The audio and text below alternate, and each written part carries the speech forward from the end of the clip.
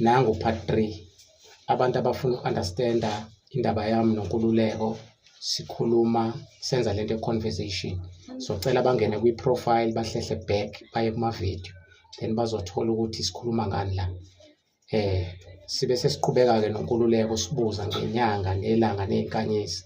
Kunabantu ababuzile ukuthi mawukhuleka kulezi idalwa iziphi izinto ekufanele sizenze as Bantu people. So ngibe sengikhuluma-ke noNkululeko. Nkululeko,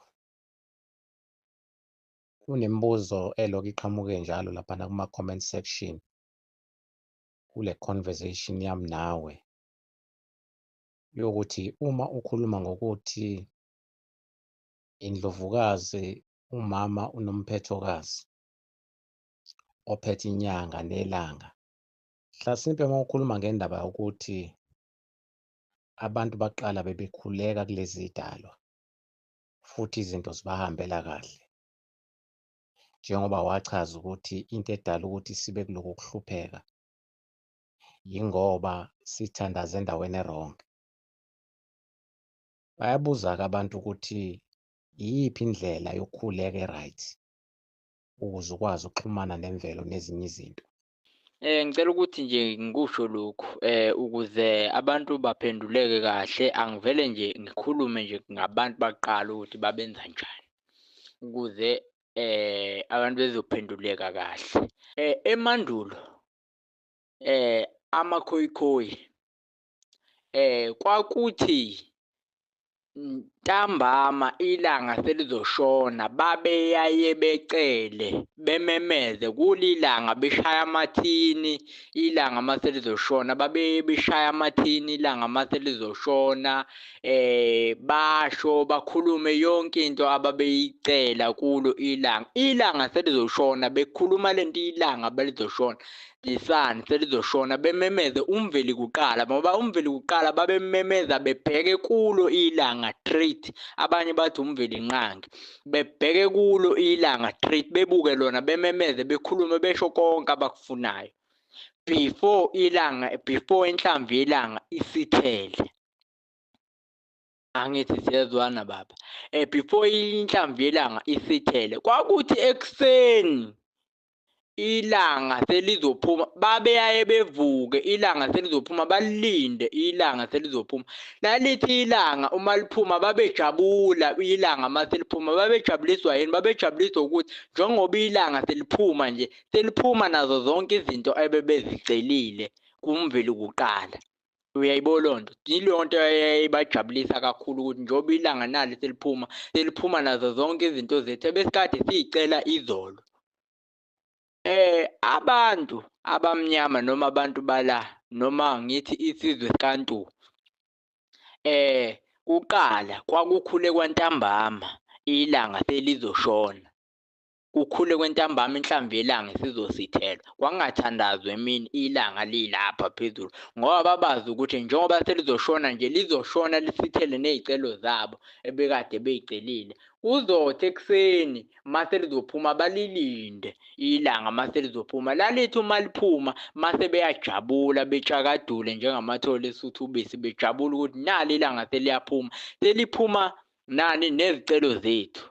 Abantu baqala bebexhumana kakhulu nemvelo, bebexhumana ney'hlahla, bebekwazi uku-communicate-a ney'hlahla, lokhu thina namhlanje singasakwazi ukukwenza. Abantu bebexhumana ney'hlahla, abantu bebe-understand imvelo kaMdali, izinto ey'ningi bebazi ukuthi okay ezweni mase kunje kusuke kunje. Ake nje ngikhulume ngomama welanga nenyanga. Umama welanga nenyanga wayevela kwimuni kudala emandulo, evela kwimuni emandulo ethwele iy'nkuni ephethe ingane.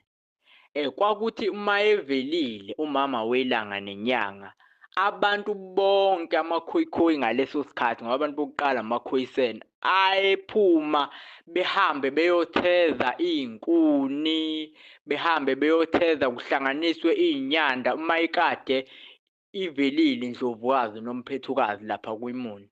Kwakuye kujatshulwe, kushawe amathini, kosiwe inyama, kushaywe ingoma, kujatshulwa uma ikade ivelile. leya Ndlovukazi ngoba kwakwaziwa ukuthi uMandulo kahle kahle inyanga yayo iNdlovukazi noMphethokazi eyayivela ngayo uMandulo kuqala, ivele kujatshulwe kuhanjwe kuyothezwa yonke leyo nto, iy'nkuni, iy'nyande, yonke leyo nto. Kwahamba isikhathi yagcina ingasaveli kwaze kwafika abelungu, ngoba abelungu bafika la e-Afrika. Bathe uma befika la e-Afrika base befuna ukwazi yonke imilando yala e-Afrika ngokwehlukahlukana kwayo, ngoba bafika bayifuna yonke imilando yala e-Afrika baze bawuthola nomlando wale Ndlovukazi ukuthi la kulelizwe kunomuntu wesifazane onokuvela kwemuni inyanga ethwele iy'nkuni ekhanda ebeletha umntwana. Base behamba belungu nalowo mlando, mase befika le sebebuya nawo, sebewuguqulile bawujika, sebeqamba amanga alihlaza cwe, sebethi loya mama watheza ngesonto, abanye bathi watheza ngesabatha. Amanga alihlaza lento yaqalwa abelungu base beyifaka kubantu abamnyama, bethi Ndlovukazi noMphethokazi yatheza ngesonto, abanye bethi yatheza ngesabatha. Lokhu akulona iqiniso, lento yakhandwa abacindezeli bethu. Leya Ndlovukazi yayivela ngoMandulo njalo, mhlaba wonke uphuma uhambe uyotheza, kodwa namhlanje abanye bathi yatheza ngesonto. Vele-ke kahle kahle nayo lento yokubhidana kwey'nsuku yalo ntunjwa yibo abacindezeli bethu, ngoba usuku lokuqala Sunny day lona suku lokuqala nqa. Usuku lwesabatha yilolu esithi umgqibelo. Vele lokho kuyiqiniso, kodwa leyo nto yashintshwa abelumbi bethu. So ngizama ukuveza ukuthi lento yakhandwa abacindezeli bethu besiphuca ubungcwele bethu, base becreate beqamba amanga ngaleya Ndlovukazi bethi yatheza ngesuku lwesikhombisa, lokho okungeyilona iqiniso. Yayibona leyo nto okungamampunge. So abacindezeli bethu ziningi izinto abafike basiphuca zona, babhala even nakulento ekuthiwa iBhayibheli ukuthi kuyohamba kuhambe kufika abaprofethi bamanga abayothi intaba idilike. Uyayibona leyo nto, ingoba babazi abelumbu ukuthi la emhlabeni kuzohambe uNkulunkulu aveze abantu abazokwenza iy'mangaliso, benze izinto ey'nkulu bezama ukubuyisa ubungcwele base-Afrika. Uyayibona leyo nto, base-ke beyibhala-ke lento yabo eBhayibhelini-ke ukuthi kuyohambe kuvela abaprofethi bamanga abayothi intaba idilike. Uyayibona leyo nto, ngoba umuntu olalelwa imvelo umuntu osuke embethwe idalwa umveli kuqala noSomandla, umuntu osuke embethwe yilezo dalwa zombili, umuntu olalelwa imvelo. Njengoba nje ubaba u-Isaiah Shembe wakwazi ukukhuluma nolwandle, lamlalela ulwandle, walikhomba wathi thina sinobaba azange sikubeke la, ngakho lahlehla ulwandle lalalela. Yingoba uShembe wayembethwe uSomandla umveli kuqala, embethwe uSomandla nomveli kuqala, embethwe yilezo dala. Ukuqhamuka kalo moya okuthiwa uShembe uqhamuka okhalweni likaSomandla nomveli kuqala. Yingakho uShembe umthola ey'nkulumeni zakhe ethi ngangikhona mzukwane kudalwa umhlaba. Uqinisile wayekhona lo moya ekuthiwa uShembe uqhamuka okhalweni likaSomandla nomveli kuqala.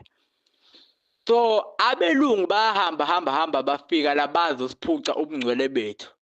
Umdala wey'nsuku ngokusikhumbula wahamba wazivusela abantu abanjengobaba u-Isaiah Shembe ababezobuyisa ubungcwele base-Afrika. Balwiswa kakhulu, baba u-Isaiah Shembe bamlwisa kakhulu. Nakhona le ko-Eastern Cape yafika inkinselo iNoji Mgijimi, nayo futhi ayizobuyisa ubungcwele base-Afrika. Mawuthi yabheka abelungu futhi bonke babewo-number 1 ekulwiseni lezi dalwa yikamdala ezazifikele la emhlabeni zizobuyisa ubungcwele bethu.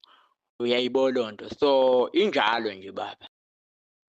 Siyabonga Qhawe Lamaqhawe, siyabonga mfowethu ukuthi usikhanyisele ukuthi lezi zinto beyisetshenziswa kanjani, ilanga, inyanga, iy'nkanyezi, zonke lezi zinto, ukuze nomunye ongacacela ukuthi okhokho bethu bebeyisebenzisa kanjani lezi zinto acacelwe njalo njoba usuke wathinta nendaba yemvelo, ukuthi nemvelo babekwazi ukuyilawula ngokuthi bashaye ama-tray, bashaye amathini, zonke lezi zinto.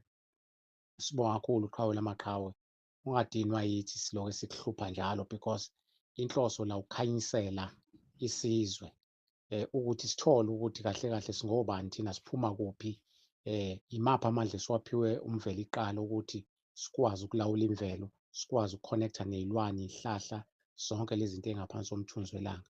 Asibonge, qhawe lamaqhawe.